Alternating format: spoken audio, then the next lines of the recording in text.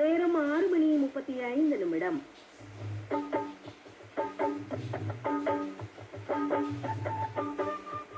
வேளாண் பெருமக்கள் அனைவருக்கும் இனிய காலை வணக்கம்.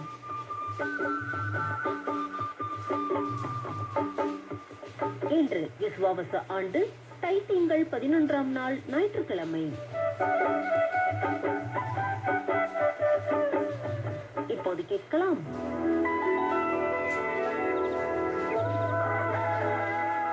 இயற்கை வேளாண்மை ஆலோசனைகள்.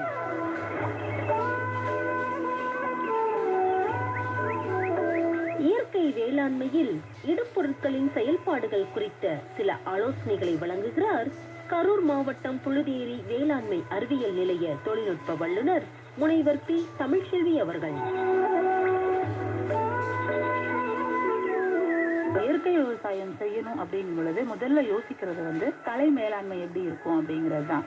அதுக்கு பயிர் சாகுபடி செஞ்சுட்டு களை வருதே அப்படின்னு நம்ம யோசிக்கிறதுக்கு பதிலா பயிர் சாகுபடி செய்வதற்கு முன்னாலேயே சில நடவடிக்கைகள்லாம் எடுக்கணும். நிறைய விவசாயிகள் அதெல்லாம் எடுத்துட்டு இருக்காங்க.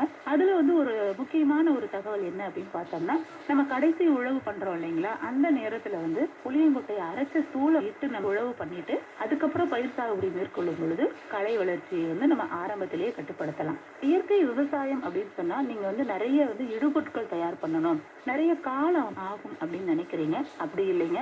ஜீவாமிர்தம் இருக்கு பாருங்களேன், அது ரொம்ப ரொம்ப ஒரு முக்கியமான பொருளுங்க. அதுலயே பாருங்க, ஜீவா அமிர்தம், ஜீவனுக்குரிய ஒரு அமிர்தமா நீங்க நினைச்சுக்கலாம். இதுக்கு நிறைய நாட்கள் காத்திருக்கணும் அப்படின்றது கிடையாது. ரொம்ப ஒரு எளிமையான வகையில நீங்க இதை தயார் பண்ணலாம்.